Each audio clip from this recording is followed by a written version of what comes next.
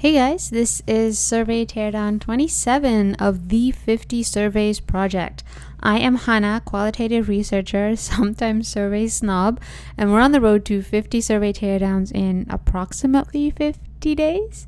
Today's teardown is of a single survey question by Amy Porterfield. Amy runs courses and webinars and has a whole host of great resources basically to teach entrepreneurs how to entrepreneur successfully, how to build your list, how to create and sell courses. You name it, I'm pretty sure she has a course or a resource on it. It's great. The one survey question she sent out was to alums of her Digital Course Academy, DCA. And in true Amy style, she knows that you have to incentivize people to act in the way you want them to. And she does, with a free exclusive event in return for answering this survey question. So first, the word exclusive is really appealing. It's exclusive in that the question is only for the alum. So there's some belonging and community that she taps into there. But then she also creates an exclusive gift that she details over here in exchange for answering the question, the survey. So just imagine that, right? People on her list who've bought her course, they now get a chance for free to learn even more from her, soak up even more of her smartness for free. This is such a great example of how to tailor your incentives if you can. Maybe there's something you can offer in your product line, a free month, a free accessory, but this access to an exclusive event is tremendously effective because it lets Amy get a pulse on her customers in 2020 when shopping behaviors and lifestyle and spending habits are completely topsy-turvy. So who doesn't need to better understand their audience? So very, very smart approach. Okay, let's click on the survey itself. Before we dive into the question, I want to take a sec and talk about the landing page itself. See how the emphasis here is on what you're getting, claim your free gift, an exclusive Q&A session with Amy. This is the emphasis, the participant getting the gift. The survey is positioned as the gateway to the primary, which is the gift. So this is just a really useful takeaway when you're crafting your own surveys to lead with the benefit to the reader or the participant. Okay, so the actual question, let's give it a read. Has 2020 and everything that came with it impacted your ability to bring what you learned in DCA to life and build a profitable course? The question's fine. Off the bat, it's a tad long. If you can, keep the words short and the sentences short. You want it to be no-brainer easy. Short and easy to read means that people will focus on answering the question rather than understanding the question. And this is especially true when there are several parts to the question, right? First, she's addressing 2020. Then she's addressing bringing what you learned in DCA to life and also building a course that happens to be profitable. So there's a few elements in here, but there are ways to try to tighten it up. So let's give it a shot. Has 2020, what if we delete this, impacted your ability to use maybe what you learned in DCA to build a profitable course? That could be an option. Or has 2020 gotten in the way of your using the DCA or using DCA to build a profitable course? She did have mention of like everything that's happened in 2020 so that it's clear what she's calling out, like the craziness of 2020. So if we want to emphasize that, has everything that's happened in 2020 gotten, or we could say stopped you from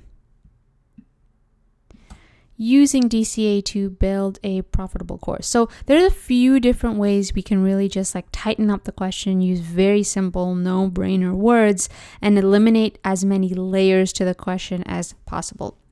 The main idea is to cut unnecessary words, get to the point faster. That said, I'm going to go ahead and refresh this. There is value in being delicate with how we phrase the question. Some of the options that I just went through, they are leaned in the negative. Has everything that's happened in 2020 stopped you from using DCA, or has 2020 gotten in the way of using DCA?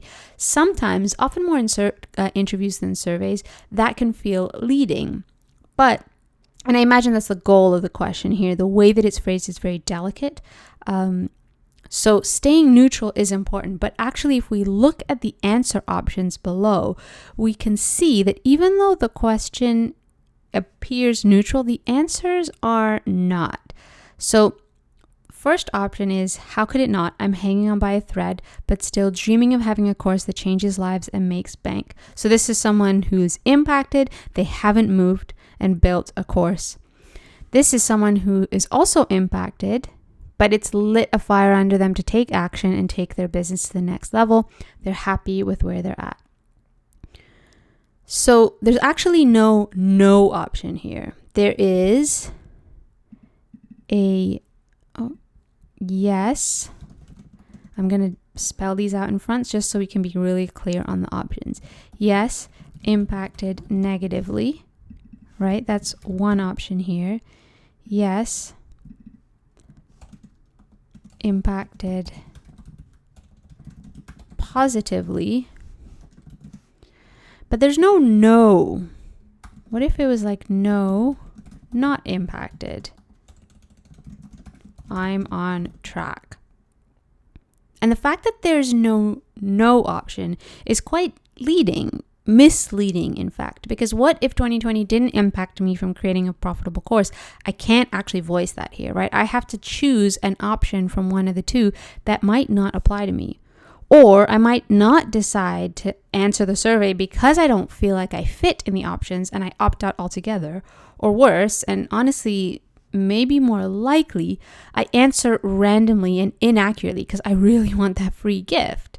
And then the data that Amy gets is muddled and bad and unreliable. So you really want to be careful and make sure you're representing the full extent of options and experiences that your reader might have.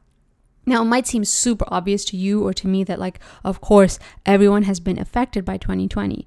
But we want to let the participant be the one to identify how obvious that is. You need to stay neutral in your asking position. Now, the other tricky part of this question is the use of the word profitable. The way that the question reads, building a course and that course being profitable seem to go hand in hand. When given what's happened in 2020, it might actually be more likely that they don't. It might be likely that the events of the year, they lit a fire under me to build a course, but then maybe the course didn't sell. Or maybe I made the course and I'm afraid to sell it. But again, none of those options are actually represented here. And if we look at this option, it's kind of vague. So it lit a fire under me to take action. We're assuming here that taking action is building a course. But we want to be specific and tell the reader what we mean so that they don't have to guess at what we mean. Also, this like take my business to the next level. Does that mean money-wise, presumably? Or does it mean maybe increasing or adding to my product line with another course? There's just room for interpretation here, which we don't want. We want to tell the reader how to interpret each and every answer so that they can answer more accurately. So there's actually a few options that we can see here, right? So we've got impacted negatively, impacted positively. We've got no, not impacted. We've got impacted and maybe they course only, or built course only, afraid to sell, impacted, built course only, sold lots, impacted, built course only, didn't sell. So we've got a few options here, and maybe some of these we can collapse once we take a fine-tooth comb over it and figure out what are the segments that we want to know. What's useful? Is there redundancy in each of these? Right? So if Amy wants to segment out people who built a course and made money from people who built a course and were afraid to sell and who haven't sold, then these sections would make sense, right? Or she wants to separate out people who are just like not impacted at all. Maybe they've delayed doing the work actually because business has been busy or booming and it has nothing to do with the events of 2020. That option should be available here.